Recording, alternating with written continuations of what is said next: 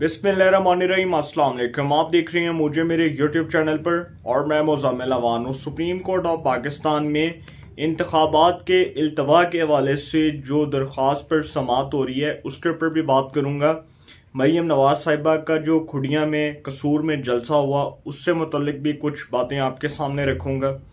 फिर वो जो जस्टिस जमाल खान मंदोखेल साहब हैं, उन्होंने जिस किस्म की बातें की हैं, जिस तरह से वो अदलिया में अपना मौक़िफ़ वाज़े कर चुके हैं, वो बता चुके हैं कि जो पहले फ़ैसला था वो 4-3 का था, वो अक्सरियती फ़ैसला था। उसके ऊपर भी बहुत डिटेल से बात करूँगा। और साथ साथ जो जस्टिस काजी फाइज ईसा साहब का फ़ैसला आया, 3 रुकनी बेंच का फ़ैसला आया, उसके ऊपर भी बात करूँगा। स्टार्ट करते हैं जी। सबसे पहले तो जस्टिस जमाल खान मंदोखेल साहब से।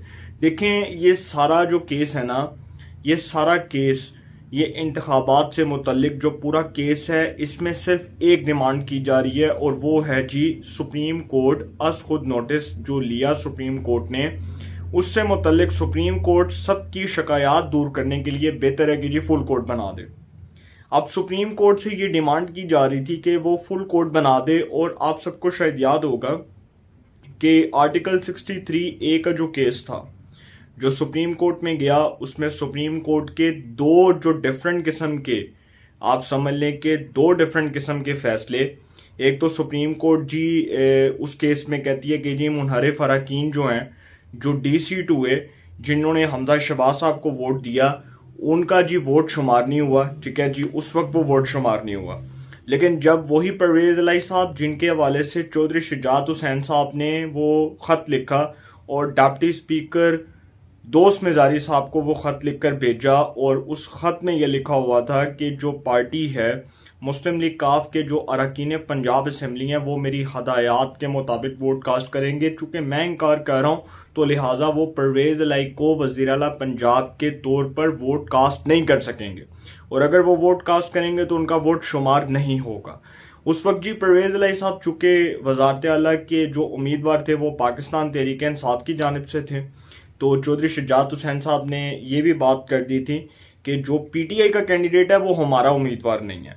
अब सर ये जो फड्डा पड़ा है ना सारा सुप्रीम कोर्ट में, ये जो सारा रोला पड़ गया है और ये रोला मुकने का नाम नहीं ले रहा, ये बेसिकली चीफ जस्टिस साहब जो एक लाइक माइंडेड सोच बना चुके हैं कि जी वो बेंचेस की जो फिक्सेशन है, जो फिक्सेशन ऑफ बेंचेस है, वो मेरे मुताबिक होंगे। अदलिया में जो इख्तियारात हैं, इख्तियारात की जो जंग है, उसमें चीफ जस्टिस साहब अपनी पोजीशन को वाजे कर चुके हैं कि जी जो होगा मेरे फैसलों के मुताबिक होगा। फिर उसके बाद जो अदलिया में जो सो मोटो के हवाले से इख्तियारात हैं और सो मोटो के हवाले से असकुद नोटिस केस के हवाले से जो बहुत ज़्यादा डिबेट होती है, उसमें भी ये सवाल उठा कि बार बार सुप्रीम कोर्ट चूँकि असकुद नोटिस की बात करती है और कुछ केसों में सुप्रीम कोर्ट ने असकुद नोटिस लिया, और CCPO लाहौर गुलाम महमूद डोगर तबादला केस में भी सुप्रीम कोर्ट ने असखुद नोटिस लिया, तो उस असखुद नोटिस पर भी बड़ी तनकीद हुई, उस पर भी बहुत डिबेट हुई। लेकिन यहाँ पर सवाल ये बनता है कि हम ये सोच रहे थे, हम ये समझ रहे थे कि जी ये बहुत आसान मामला है, चूँकि ये मामला आया सुप्रीम कोर्ट में और इसमें सुप्रीम कोर्ट फैसला जारी कर देगी। लेकिन सर ये मामला एक बार फिर उलझ गया और सुप्रीम कोर्ट के अपने ही जजेस जो हैं वो इस फैसले के खिलाफ ना सिर्फ बगावत का ऐलान कर चुके हैं, बल्कि वो आवाज़ें उठा रहे हैं कि सुप्रीम कोर्ट में जो कुछ हो रहा है ये आइन और कानून के मुताबिक नहीं हो रहा। अब यही केस जिसमें chief justice of Pakistan justice Umar Ata Bandial साहब 9 रुकनी बेंच बनाते हैं, वो बार बार वो मैं बात करूँगा, फिर वो बात रिपीट होगी और फिर वो दोबारा से आप दोबारा सुनेंगे तो आप भी बेजार हो जाएंगे। इन शॉर्ट में आपके सामने बात करता हूँ कि चीफ जस्टिस साहब ने जो 9 रुकनी बेंच बनाया, उसमें 2 जजेस जस्टिस एजाजुल हसन और मुज़ाहिर नकवी पर अदम एतमाद हुआ और उन पर एतराज़ात आए और उनको खुद को बेंच से अलहदा करना पड़ा। पीछे 7 जजेस रह गए। 2 जजेस अतर मिनिल्ला और जस्टिस याहिया अफरीदी, दोनों अपना फैसला पहले दे चुके थे, लिहाजा दोनों जो हैं वो अपना फैसला देने के बाद साइड पर हो गए।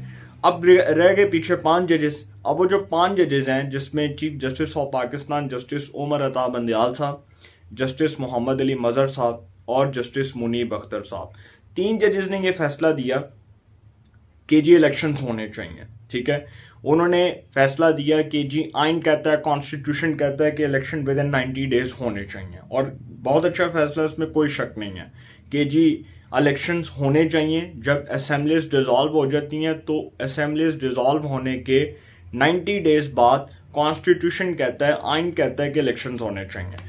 लेकिन सर साथ साथ वो जो दो जजेस थे, जस्टिस जमाल खान मंदोखेल और जस्टिस मंसूर अली शाह, उन्होंने भी वही फैसला दिया जो जस्टिस याया फरीदी ने और जस्टिस अतर मिनिल्ला ने दिया।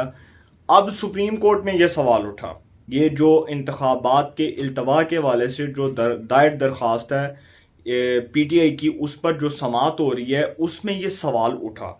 जस्टिस जमाल खान मंदोखेल साहब ने अपने फाजल जजेस के सामने ये सवाल उठाया, 5 रुकनी बेंच के सामने ये सवाल हुआ कि वो जो जस्टिस याया फरीदी का और जस्टिस अतर मिनिल्ला का फैसला था उसको हवा में क्यों उड़ा दिया। वो कहते हैं कि जी मैं अपने फैसले पर कायम हूँ। उन्होंने कहा कि जो एक दिन पहले मुझसे मनसूब बयानात टीवी पर चले वो बिल्कुल गलत है, मैं अपने फैसले पर कायम हूँ। उस वक्त जो 9 रुकनी बेंच था उसका फैसला अक्सरियती फैसला था, 4-3 के तनासुब से आया। 4 जजेस ने यह फैसला किया कि इलेक्शंस नहीं होने चाहिए, 3 जजेस का वो फैसला था कि जी इलेक्शंस होने चाहिए, और 2 जजेस जिन पर एतराज़ात थे उन्होंने खुद को बेंच से अलहदा कर लिया। अब सर ये प्रॉब्लम एक बार फिर खड़ा हो गया, और फिर जो फारूक एच नाइक साहब हैं जो पीपल्स पार्टी की जानिब से बतौर वकील नुमाइंदगी कर रहे थे अदालत में, और वो सेनेटर फारूक एच नाइक साहब जो बड़े कॉम्पिटेंट और बड़े प्रोफेशनल लॉयर हैं, वो अदालत में खड़े होकर ये सवाल करते हैं चीफ जस्टिस साहब से कि चीफ साहब सानू ए दसो सब तो पहले कि यह फैसला 3-4 का है या 4-3 का है। तो चीफ साहब कहते हैं कि जी नहीं, ये हमारा कीमती वक्त बर्बाद ना करें, ये ना करें, वो ना करें। सर देखें, हमने माजी से भी अभी तक सबक ही नहीं सीखा। अगर मैं आपको सही बात करूं, सच बात करूं, तो हमने माजी से सबक ही नहीं सीखा। हमने पहले अब्दुल हमीद डोगर को इस मुल्क पर मुसल्लत किया, और उसने जिस तरह से अदलिया का जनाजा निकाला, जिस तरह से उसके फैसलों ने अदलिया का जनाजा निकाला, इसकी तारीख में मिसाल नहीं मिलती। हमने इफ्तिखार चौधरी को सुप्रीम कोर्ट पर मुसल्लत किया, उसको हमारे सिविलियंस ने बहाल करवाया। नवाज शरीफ ने अदलिया बहाली तहरीक चलाई, अदलिया बहाली तहरीक के लिए उन्होंने अपना किरदार अदा किया, लेकिन वही इफ्तिखार चौधरी अदलिया के ऊपर भारी साबित हुआ, उसी अदालती सिस्टम के ऊपर, वही अदालती फैसलों के ऊपर भारी साबित हुआ। और उसके बाद जिस तरह से उसके करतूत खुले वो भी सबको पता है। फिर उसके बाद वो साकिब निसार की वो बाकियात, जिस तरह से वो बेंचेस की फिक्सेशन, वो फिर सारा कुछ, जिस तरह से साकिब निसार साहब ने अदालती तारीख को दागदार किया, और वो बिलावल भुट्टो साहब ने फिर पार्लियामेंट के अंदर ये मामला उठाया कि वो डैम वाला जो पैसा था वो कहाँ गया भाई बताओ। जब पार्लियामेंट बुलाती है, जब कौमी असम्बली की स्टैंडिंग कमेटी बुलाती है, जब कौमी असम्बली की कायमा कमेटी तलब करती है, जब हमारा जो पब्लिक अकाउंट्स कमेटी है उसकी चेयरमैन जो नूर आलम खान साहब हैं, चेयरमैन साहब तलब करते हैं, तो साकिब निसार साहब नहीं चाहते। सर उसका ऑडिट होना चाहिए, डैम फंड की जो रिपोर्ट है उसका ऑडिट करवाया जाए कि वो डैम फंड का पैसा कहाँ पर गया, किसकी जेब में गया, किसने अपने पास वो पैसा रखा, कौन पैसा लेके तोड़ा, किसने वो पैसा हड़प किया। ये सारी चीज़ों की तहकीकात होनी चाहिए। अब यहाँ पर प्रॉब्लम ये है कि हमने अदालती जो तारीख है ना उससे सबक सीखा ही नहीं है। जस्टिस उमर अताब बंदयाल साहब की मैं बहुत इज्जत करता हूँ, वो इस मुल्क की अदालत उज़्मा के सरबराह हैं, और उनकी जो रिस्पॉन्सिबिलिटीज़ हैं वो बहुत अहम हैं, वो बहुत अहम जिम्मेदारियां निभा रहे हैं, लेकिन वो निभाते नज़र नहीं आ रहे। उसकी वजह क्या है? उसकी वजह ये है कि सर जब बेंचेस अपनी मर्जी के मुताबिक बनेंगे और सुप्रीम कोर्ट के सीनियर मोस्ट जजेस को नज़रअंदाज किया जाएगा, जस्टिस सरदार तारिक को शामिल नहीं किया जाएगा, फाइज ईसा को शामिल नहीं किया जाएगा, और अपनी मर्जी से बेंचेस बनाए जाएंगे, और फिर वही जजेस जिन पर एतराज़ात आए, justice Ijazul Hasan, justice Munib Akhtar, justice Mazahir Akbar Naqvi, जिनके ऊपर ये एतराज़ात हैं कि वो बार बार इसी हुकूमत की इत्तेहादी जमातों के खिलाफ वो फैसले दे चुके हैं, उनकी तारीख बड़ी भरी पड़ी है। जस्टिस एजाजुल हसन साहब की अगर आप तारीख उठाकर देख लें तो वो नवाज शरीफ साहब को नाहल करने वाले बेंच में शामिल थे। उसके बाद वो जो सुप्रीम कोर्ट का जी उस वक्त का एक फैसला था कि जो नवाज शरीफ साहब को नाहल किया गया, उसके बाद जो इनके खिलाफ रेफरेंसेस बने, जो नैब की जानिब से उसकी तहकीकात हुई, फिर उसको जस्टिस एजाजुल हसन साहब को नैब के ऊपर मॉनिटरिंग जज मुकर्रर कर दिया गया।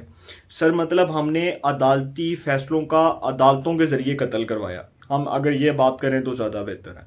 और फिर हम लोगों ने वो रवायत बना ली कि जी वो इफ्तिखार चौधरी, उसके बाद वो साकिब निसार, उसके बाद जस्टिस गुलजार और अब जस्टिस उमर अता बंदयाल। मतलब हम लोगों ने तो अब ये रवायत बना ली ना कि अब हमने अपनी मर्जी के बेंचेस बनाने हैं और अपनी मर्जी से सुप्रीम कोर्ट को चलाना है, अदालत उज़्मा को चलाना है। अदालत उज़्मा किसी के जो है ना हाथ की रखेल नहीं बन सकती। यह बात अब हमें समझनी पड़ेगी कि हमारी पाकिस्तान की सिक्योरिटी इस्टेब्लिशमेंट अपने 75 साल गुनाहों की माफ़ी मांग चुकी है। वो अपने गुनाहों के हवाले से ये बात कर चुकी है कि जी असी तोबा करने, असी जो किया गलत किया। इस मुल्क में वज़राए आज़म जितने भी आए, जिनको अदालतों से सजाएं मिली, जिनकी हुकूमतों को इस्टेब्लिशमेंट के ज़रिए गिराया गया या उनकी बिसाख को लपेटा गया, उसके ऊपर तो हमारी इस्टेब्लिशमेंट माफ़ी मांग चुकी है। माफ़ी तलाफ़ी का सिलसिला शुरू हुआ और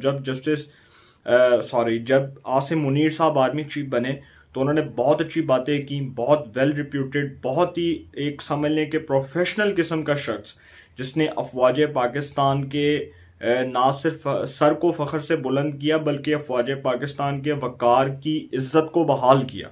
और वो शख्स जब आर्मी चीफ बना तो उसने बिल्कुल ठीक कहा कि हमारा इदारा पॉलिटिक्स में इन्वॉल्व नहीं होगा, पाकिस्तान की सियासत में हमारी कोई इंटरफेरेंस नहीं होगी, कोई मुदाखलत नहीं होगी, किसी किस्म का कोई जो है वो हम मुदाखलत नहीं करेंगे। लेकिन सर प्रॉब्लम यहाँ पर ये है कि ये जो सारा कुछ हो रहा है, ये जो जस्टिस उमर अता बंदयाल साहब अब बेंचेस बनाते हैं और फिर वो बेंचेस के फैसले हुकूमत के खिलाफ आते हैं, तो एक माइंडसेट ये बन गया कि जी हुकूमत के खिलाफ चूंकि वो फैसले आ रहे हैं, हुकूमत के खिलाफ वो फैसले किसी की इमा पर आ रहे हैं, या वो जो इमरान खान साहब को वो बार बार अदालती रिलीफ के जी तू लंगड़ा है, तू घर बह जा, तू वीडियो लिंक के जरिए बयान रिकॉर्ड करा दे, तू गड्डी च बह जा, तू गड्डी च बह के कह दे कि जी तू नहीं आ सकता अदालत, तो असी तेनू जड़ा ना जमानता दे देंगे। तो फिर वो लाहौर हाई कोर्ट का जो एक स्कैंडल आया लाहौर हाई कोर्ट के जज जस्टिस समीर भट्टी साहब के ऊपर, वो मोहम्मद खान भट्टी के जो संगीन इल्ज़ामात के, वो जो अरबों रुपए के उन्होंने पेपर प्रोजेक्ट्स थे, उसके अंदर वो किस तरह से वो सारी चीज़ें आई। फिर वो मोहम्मद खान भट्टी ने बताया कि कौन कौन कहाँ कहाँ पर जो है उसको एडजस्ट किया गया। तो सर ये सारी चीज़ें जो चल रही हैं, ये जो सारा कुछ हो रहा है, ये जो सारा कुछ किसी के ईमान पर या किसी के कहने पर हो रहा है, ये नहीं होना चाहिए था। बदकिस्मती है हमारे मुल्क की, और बहुत ज़्यादा आप समझ लें कि अफसोस की बात है कि अगर पाकिस्तान में ये रवायत चल पड़ी है कि जी ठीक है जी बेंचेस ऐसे बनने हैं या इस तरह से फैसले होने हैं, तो सर वो फिर उसके लिए सबके हाथ खड़े हैं, सारे माफ़ी मांगते हैं कि जी ठीक है जी अगर आपने अपनी मर्जी के फैसले करने हैं तो ठीक है, फिर आइन और कानून गया भाड़ में, फिर किसी की ना माने। अब मसला यहाँ पर ये नहीं है कि इलेक्शंस नहीं होने चाहिए, मसला ये है कि इलेक्शंस के हवाले से जो हमें वसाइल की कमी है, जो वसाइल का अदराक है, उसको कोई समझ नहीं रहा, उसको कोई समझने के लिए जो है वो तैयार नहीं है। हमारे प्रॉब्लम्स जो है ना वो उसको आइडेंटिफाई करने की ज़रूरत है कि इलेक्शंस के लिए पैसा चाहिए। वजारत ख़जाना कह चुकी है कि जी पैसा नहीं है, वजारत दाखिला कह चुकी है कि सिक्योरिटी नहीं दे सकते, अदालतें कह चुकी हैं अदालती अहलकार नहीं दे सकते, वजारत दिफा कह चुकी है कि हाथ खड़े ने साडे, असी कुछ नहीं कर सकते, फौज कह चुकी है, फौज पाकिस्तान कह चुकी है कि रेंजर्स प्रोवाइड नहीं कर सकते। ऐसे हालात में इलेक्शंस करवा दिए जाए। चीफ जस्टिस साहब जी उस दिन फरमा रहे थे कि जी आंधी आ जाए, तूफान आ जाए किसी भी मुल्क च, ते कोई भी जो है ना कोई हादसा हो जाए किसी मुल्क च, तो इलेक्शंस मुलतवी नहीं होते। तो सर हमें भी पता है कि इलेक्शंस मुलतवी नहीं होते, लेकिन इलेक्शंस की डेट को एक्सटेंड कर दिया जाता है। आप बाहर के मुल्कों की मिसालें तो तब देना जब आपका अदालती निज़ाम बहुत अच्छा हो और बहुत प्रोफेशनल अदालती निज़ाम हो। और यहाँ पर जो लाखों करोड़ों केसेस बल्कि आप बात कर लें जो ज़ेर समात हैं, और फिर वो गरीब आता है अदालत में, वो 10-10 12-12 साल अदालतों के चक्कर लगाता रहता है। और वो फिर एक पोस्ट भी पड़ी थी मैंने सोशल मीडिया के ऊपर कि एक बेचारा जो शख्स था, वो ज़मीन का कोई केस था उसका, तो वो सुप्रीम कोर्ट पेश हुआ, उसके बाद वो अदालतों के चक्कर लगाता रहा, उसको हार्ट अटैक आया और वो फोत हो गया। तो सर फिर अदालतों की मिसालें जो है ना वो फिर इसी तरह से दी जाएंगी। और हज़रत उमर फ़ारूक के दौर की जो मिसालें देते हैं हमें सबसे पहले तो अपना अदालती निज़ाम ठीक कर लेना चाहिए, फिर हम लोगों को बाहर के मुल्कों के अदालतों के भाषण दें, फिर बहुत अच्छा लगेगा। फिर बहुत अच्छा लगेगा कि हम बाहर के मुल्कों की मिसालें रखें, सिर्फ अदालती निज़ाम की नहीं, उनके पूरे जो है ना वो प्रोसीजर की मिसालें रखें, उनकी ओवरऑल जितनी भी चीज़ें उसकी मिसालें रखें। फिर बहुत अच्छी बात है, पहले हम अपने आप को ठीक करें, अपने किरदार को ठीक करें, अपनी शख्सियत के अंदर अपना अपनी जो गलतियां, अपनी कोताहियां उसको ढूंढें। फिर बहुत अच्छा होगा कि जब हम अपने अंदर अपनी गलतियों को ढूंढेंगे फिर हम लोग अपनी गलतियों की निशानदेही करेंगे। लेकिन प्रॉब्लम यहाँ पर यह है कि ये जो सारा कुछ हो रहा है ये नहीं होना चाहिए था। अब खैर आते हैं जी अगले पॉइंट की तरफ कि सुप्रीम कोर्ट में प्रोसीजर एंड प्रैक्टिस बिल 2023 कसरत राय से मंजूर कर लिया गया। आज खुद नोटिस जो बार बार लिया जा रहा था अदलिया की जानिब से कि जी आज खुद नोटिस ले लिया, आज खुद नोटिस ले लिया। फिर वो नकवी साहब जो हैं वो चीफ जस्टिस साहब को कहते हैं कि जी आप इसमें आज खुद नोटिस ले लें, आप इसमें आज खुद नोटिस ले लें। और मुझे आज भी याद है कि जस्टिस मुज़ाहिर अकबर नकवी साहब जो ऑडियो वाले जज हैं जिनके खिलाफ सुप्रीम जुडिशल काउंसिल में रेफरेंस है, वकील मियाँ दाऊद की जानिब से दायर किया गया, पाकिस्तान बार काउंसिल की जानिब से दायर किया गया, वो जो जज साहब हैं जी वो अपने रेफरेंस से पहले ये जो है वो मौसूफ क्या करते थे, जब हुकूमत के जो मामलात थे इंतज़ामी और जो हुकूमत के इंतज़ामी मामलात थे उसमें किस तरह से मुदाखलत होती थी कि वो चीफ जस्टिस साहब को जी कहते थे कि जी जो सरकारी इदारे हैं उसमें हुकूमती मुदाखलत पर जी असखुद नोटिस ले लें। तो चीफ जस्टिस साहब जी उस पर असखुद नोटिस ले लेते हैं जी। तफ्तीशी इदारों में हुकूमती मुदाखलत पर असखुद नोटिस, नैब, FIA, एंटी करप्शन, इसमें जी मुदाखलत हो रही है लिहाजा जी आप असखुद नोटिस ले लें। ये जस्टिस मुज़ाहिर अकबर नकवी साहब इससे पहले भी एक केस में चीफ जस्टिस साहब को असखुद नोटिस लेने का कह चुके हैं, जिसके ऊपर बहुत डिबेट हुई थी। इसके ऊपर फिर मैं कभी बात करूंगा। लेकिन सर प्रॉब्लम यहाँ पर यह है कि जो असखुद नोटिस है अब इसमें हाथ बांध दिए गए हैं। वो जो हाथ खुले हुए थे ना कि जिसका दिल करता है अपनी मर्जी से जब मर्जी असखुद नोटिस ले ले, और इसका देखें गलत इस्तेमाल है। मैंने आपको पहले भी बताया कि फाइज ईसा जो सुप्रीम कोर्ट के सीनियर मोस्ट जज हैं और वो अब मुस्तकबिल के चीफ जस्टिस हैं, वो इससे पहले भी असखुद नोटिस केसेस में मुतअद्दिद बार ये कह चुकी हैं कि सुप्रीम कोर्ट को पहले ये बात क्लियर कर लेनी चाहिए, पहले ये मामला जो है वो सॉर्ट आउट कर लेना चाहिए कि जो असखुद नोटिस लेने का इख्तियार है कहीं वो गलत तरीके से इस्तेमाल तो नहीं हो रहा, या उसका गलत तरीके से कोई इस्तेमाल तो नहीं किया जा रहा, या उसको किसी तरह से जो है वो किसी गलत पर्पस के लिए तो नहीं इस्तेमाल किया जा रहा। ये सारी चीज़ें रिव्यू करने की ज़रूरत है।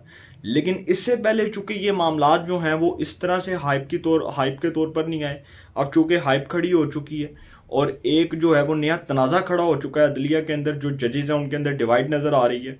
और अब ये प्रॉब्लम इसीलिए आइडेंटिफाई हो रहा है क्योंकि भाई जो असखुद नोटिस था उसके हवाले से वज़ीर आज़म साहब ने जो तकरीर की कौमी असम्बली में बहुत से मामलात के ऊपर बहुत से इशूज़ को रेज़ किया, उसमें उन्होंने एक मामला असखुद नोटिस का भी उठाया कि जी पार्लियामेंट बताए कि जी पार्लियामेंट अपनी तजावीज़ तलब करे। पार्लियामेंट से तजावीज़ तलब की गई, बताया गया कि जी पार्लियामेंट बताए कि क्या करना चाहिए। पार्लियामेंट ने कुछ तजावीज़ रखी, वज़ीर आज़म ने कहा कि इस पर मनवान अमल होना चाहिए, इसको तस्लीम किया जाए।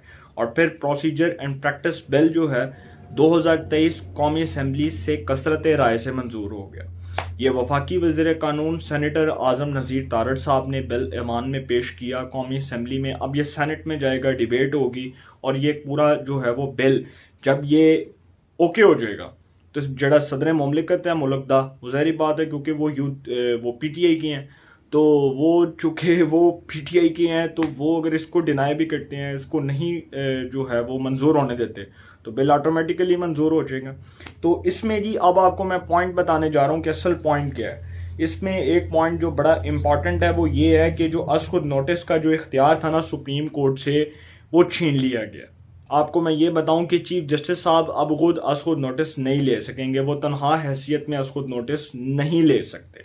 उनको सुप्रीम कोर्ट के जजेस से मशवरा करना पड़ेगा, उनकी परमिशन दरकार होगी और असखुद नोटिस का इख्तियार सुप्रीम कोर्ट के 3 जजेस को होगा। अब नवाज शरीफ, गिलानी और जहांगीर तरीन को अपील का राइट मिल गया। ये 1 माह के अंदर अंदर अपील करेंगे और होगा क्या कि 184(3) आइन का जो आर्टिकल है 184(3) के तहत माजी के फैसलों के खिलाफ 1 माह की अपील कर सकेंगे। 1 माह का वक्त मिल गया। अब ये जो फैसला है ये बहुत अच्छा है पार्लियामेंट का, चूंकि इसमें बहुत देर पहले बहुत से लीगल एक्सपर्ट्स, जो लॉ के लीगल एक्सपर्ट्स हैं, जो माहिर कवानीन हैं, वो ये बात कर रहे थे कि ये मामला बहुत पहले उठाना चाहिए था, इसको रेज करना चाहिए था। ये मामला बहुत पहले जो है वो पार्लियामेंट में आना चाहिए था ताकि उसके ऊपर डिबेट होती। अब चूंकि PTI के ही जो एक सीनियर रहनुमा है और बड़े पाकिस्तान के बड़े सीनियर और बड़े मायनाज वकील हैं, लॉ के लीगल एक्सपर्ट हैं और बहुत अच्छे कॉम्पिटेंट लॉयर हैं हामिद खान साहब। वो कहते हैं ये बहुत अच्छा हुआ कि असकुद नोटिस के हवाले से पार्लियामेंट ने फैसला किया। बहुत अच्छा हुआ कि पार्लियामेंट ने ये फैसला कर दिया कि जी असकुद नोटिस का जो इख्तियार है वो चीफ जस्टिस से छीन लिया जाए, क्योंकि साकिब निसार के दौर में असकुद नोटिस होता था और वो अपनी मर्जी से जिस भी केस में उसको गलत तरीके से यूज़ करते थे, उसको गलत तरीके से इस्तेमाल करते थे, कोई रोक टोक नहीं थी। इफ्तिखार चौधरी से पहले वो असकुद नोटिस लेते रहे, मुत्तहिद केसों में उन्होंने असकुद नोटिस लिया, लार्जर बेंचेस बनाए, अपनी मर्जी के फैसले किए, कोई रोक टोक नहीं थी, वो अपनी मर्जी से सारा कुछ कर रहे थे। जस्टिस गुलजार जिनके ऊपर बहुत संगीन इल्ज़ाम आते हैं, और खैर वो भी कभी कहानी खुलेगी जस्टिस गुलजार की कि वो किस तरह से अदालती फैसलों का मजाक बनाते रहे, स्पेशली उन्होंने जो सहाफ़ियों के साथ किया, ये मामला कभी ना कभी ज़रूर खुलेगा। तो वो किस तरह से इस चीज़ को जो है वो गलत तरीके से इस्तेमाल करते रहे, इसका मामला, इसके ऊपर भी फिर कभी डिबेट करेंगे। तो सर जो अब असकुद नोटिस था ना, वो उमर अता बंदयाल साहब के हाथ से निकल चुका है वो मामला। अब उनको सुप्रीम कोर्ट के मोस्ट सीनियर तरीन 3 जजों से परमिशन लेनी पड़ेगी, उनको इजाज़त लेनी पड़ेगी। अब आते हैं जी अगले मामले की तरफ। मरियम नवाज साहिबा ने जो खुड़िया में जलसा किया, बहुत एग्रेसिव स्पीच की, बहुत जारिहाना खिताब किया, और इस स्पीच के अंदर उन्होंने इमरान खान साहब को जो मिलने वाला इंसाफ है, जो अदालती रिलीफ है, और बार बार जो इमरान खान साहब के लिए वो जो सॉफ्ट कॉर्नर है उसको बहुत अच्छे तरीके से एक्सप्लेन किया, एक्सपोज किया और बताया कि जी हमारी दफ़ा कानून चूँकि कुछ और था और इनकी दफ़ा कानून कुछ और है। हमारी दफ़ा वो तराजू जो है उसको किसी और तरह से देखा जाता था और इनकी दफ़ा तराजू किसी और तरह से देखा जाता है। और फिर ये भी बताया कि वो जो फैज़ हमीद हैं, वो साकिब निसार हैं, और इस तरह के वो जो शुजा पाशा, ज़हीरुल इस्लाम, उनकी जो बाकियात थी वो अब ख़त्म हो रही हैं, वो अब ख़त्म हो रही हैं। वैसे मैं इस बात को ख़ुद तस्लीम करता हूँ कि अभी मुकम्मल तौर पर तो ख़ात्मा नहीं हुआ, लेकिन वो ख़त्म होती नज़र आ रही हैं। और वो ख़त्म इसलिए हो रही हैं क्योंकि सर जो मरियम नवाज साहिबा इससे पहले बहुत सी चीज़ों की तरफ इशारा कर चुकी हैं। ये पाकिस्तान में ये गंद साफ़ होना चाहिए। मैं समझता हूँ कि पाकिस्तान की सिक्योरिटी इस्टेब्लिशमेंट और पाकिस्तान की जुडिशरी किसी के हाथ की खेल ना बने।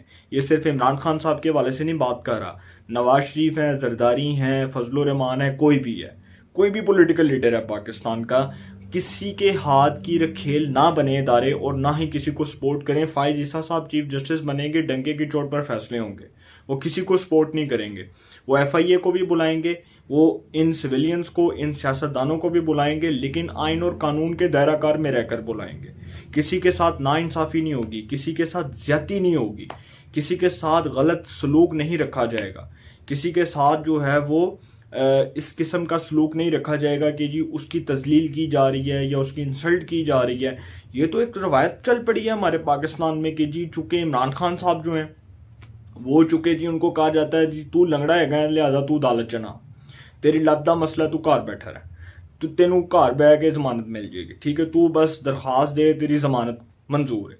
और फिर वो इमरान खान साहब जो कि इनके ऊपर बड़े संगीन किस्म के एलिगेशन है, और मैं हैरान हूँ इस पाकिस्तान के अदालती निज़ाम के ऊपर कि इमरान खान साहब के लिए कानून जी चूँकि कुछ और है और दूसरों के लिए कुछ और है। और इसमें कोई शक नहीं कि इमरान खान साहब को अब तक जितना रिलीफ इन अदालतों से मिला, इतना तो नवाज शरीफ को नहीं मिला, जरदारी को नहीं मिला, शहबाज शरीफ को नहीं मिला, मरियम को नहीं मिला, हमजा को नहीं मिला, खुर्शीद शाह को नहीं मिला, फरियाल तालपुर को नहीं मिला, शाहिद खाकान को नहीं मिला, मिफ्ता इस्माइल को नहीं मिला, किसी को नहीं मिला। लेकिन उसके बावजूद इमरान खान साहब जी चूँकि लाडले हैं तो वो जी अदालत में ना आए, वो जी चूँकि घर बैठे दरख्वास्त दे दें और उनकी दरख्वास्त को समात के लिए मुकर्रर किया जाए और बेंच बने और सुबह बैठ के जी उनको ज़मानत मिल जाए। और ज़मानतें भी ऐसे कि धड़ाधड़ ज़मानतें, एक केस में ज़मानत, दूजे में ज़मानत, तीजे में ज़मानत, चौथे में ज़मानत, पाँचवें में ज़मानत, 6 में ज़मानत, 7 केसों में यक वक्त ज़मानत। तो सर ये सवालात फिर उठते हैं। मरियम नवाज साहिबा इन चीज़ों की तरफ इशारा कर रही हैं। और फिर उन्होंने जिस तरह से फैज़ हमीद के ऊपर तनकीद की, और इसमें कोई शक नहीं है कि इमरान खान साहब को लाने वाले जो लोग थे उन्होंने नवाज शरीफ को निकालते निकालते इस मुल्क का बेड़ा गर्क कर दिया। आज जो जनरल बाजवा बातें कर रहे हैं वो बेशक इस बात को डिनाई कर देंगे, वो शायद मैतला को इंटरव्यू नहीं देते रहे, किसी को इंटरव्यू नहीं दिया, लेकिन सर हकीकत से पर्दा उठ चुका है। वो जनरल बाजवा जो आज इस बात की जो है वो आज इस बात को कह रहे हैं कि जी मैं डिनाई करता हूँ, मैंने किसी किस्म का कोई इंटरव्यू नहीं दिया था, इस किस्म की कोई बातें नहीं हुई थी। वही जनरल बाजवा के बारे में जावेद चौधरी साहब जो सीनियर सहाफ़ी हैं वो अपने कॉलम में लिखते हैं कि मेरी इनसे मुलाकात हुई और जनरल बाजवा से जो 2 मुलाकातें हुई उसमें उन्होंने इन बातों का तस्करा किया। तो उसमें तो बाजवा साहब खुलेआम बात कर रहे थे कि इमरान खान क्या है और उनका करैक्टर क्या है और वो इस काबिल नहीं है कि उनको वज़ीर-ए-आज़म बनाया जा सके। हमने इतनी बड़ी गलती की उनको इस मुल्क पर मुसल्लत करके। तो मैं फिर ये बात करूँगा कि इदारे खुदारा इदारे किसी के हाथ की खेल ना बने। कोई भी सियासतदान है उसका अक्रॉस द बोर्ड एहतसाब होना चाहिए, अकाउंटेबिलिटी होनी चाहिए, उसको आइन और कानून के मुताबिक सज़ाएँ मिलनी चाहिए। और ये नहीं होना चाहिए कि हमारी पाकिस्तान की सिक्योरिटी इस्टेब्लिशमेंट या पाकिस्तान की जुडिशरी वो बैठ कर ये फैसला करे कि जी इसको नॉकआउट करना है, इसको लाना है, इसको फारग करना है, इसकी जगह इसको लाना है। सर ये नहीं होना चाहिए। नवाज शरीफ साहब के साथ जो हुआ, आज हमें तारीख से सबक सीख लेना चाहिए। आज हमें देख लेना चाहिए कि वो 2018 में जो इमरान खान को इस मुल्क पर मुसल्लत करके आरटीएस सिस्टम बिठाया गया, इंतखाबात के मैंडेट को चोरी किया गया, इमरान खान को वजारत उज़्मा की कुर्सी पर उसके मनसब पर फाइज किया गया, पंजाब में नून लीग से हुकूमत छीनी गई और बहुत से मामलात में मुदाखलत की गई। अब हमें इस मामलात के ऊपर तौबा कर लेनी चाहिए। वो किरदार तो निकल गए, साकिब निसार साहब चले गए, फैज़ हमीद साहब चले गए, ज़हीरुल इस्लाम साहब चले गए, जनरल शुजा पाशा चले गए, और कितने लोग आएंगे सर? कितने लोग इमरान खान साहब की फेवर करेंगे? एक लिमिट होती है ना। तो अगले मामले की तरफ आते हैं जी। जस्टिस काजी फाइज ईसा साहब ने एक नया खड़ाक कर दिया है। जस्टिस काजी फाइज ईसा की सरबराही में बेंच ने रूल्स बनाए जाने तक आर्टिकल 184(3) के तमाम केसेस मुलतवी कर दिए। ये फैसला आ चुका है। जस्टिस काजी फाइज ईसा साहब की सरबराही में 3 रुकनी बेंच ने इस केस का फैसला दिया। 2 जजेस जस्टिस काजी फाइज ईसा और जस्टिस अमीनुद्दीन ने फैसला दिया और एक जज जो जस्टिस शाहिद वहीद साहब हैं उन्होंने इस फैसले से इख्तलाफ किया। अब आते हैं कि जी ये फैसला 2-1 के तनासब से आया। 2 जजों ने ये फैसला दिया और एक जज जस्टिस शाहिद वहीद साहब जो हैं उन्होंने इस फैसले से इख्तलाफ किया। अब ये जो केस है जी, ये इसके बारे में मैं आपको बताता हूँ कि 2022 में जस्टिस काजी फाइज ईसा साहब ने हाफिज़ कुरान डॉक्टर को 20 इजाफी नंबर देने के हवाले से जो नोटिस लिया था, वो केस 14 माह बाद फिक्स हुआ और स्पेशल बेंच कायम किया गया और इसकी समाअत कुछ हफ्ते पहले हुई और इसका फैसला 3 रुकनी बेंच ने किया। 2022 में एक हाफिज़ कुरान डॉक्टर जो थे उनको 20 इजाफी नंबर देने के हवाले से ये केस जो है ये समाअत के लिए मुकर्रर हुआ। 14 माह ये लटका रहा।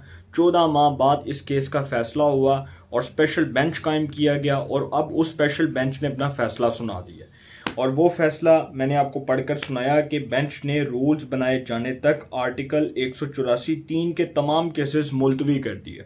अब आते हैं जी अगला, ये जो फैसला है उसके अगले नकात के ऊपर आते हैं, वो भी फैसले का हिस्सा है। सुप्रीम कोर्ट रूल्स में स्पेशल बेंच बनाने का इख्तियार नहीं। सुप्रीम कोर्ट रूल्स में स्पेशल बेंच बनाने का इख्तियार नहीं, लेकिन इसके बावजूद 3 मुख्तलिफ बेंचेस से एक जज को लेकर अदालती वक्त ख़त्म होने तक मुकदमा समाअत के लिए मुकर्रर किया गया, जो 14 माह तक ताख़ीर का शिकार रहा।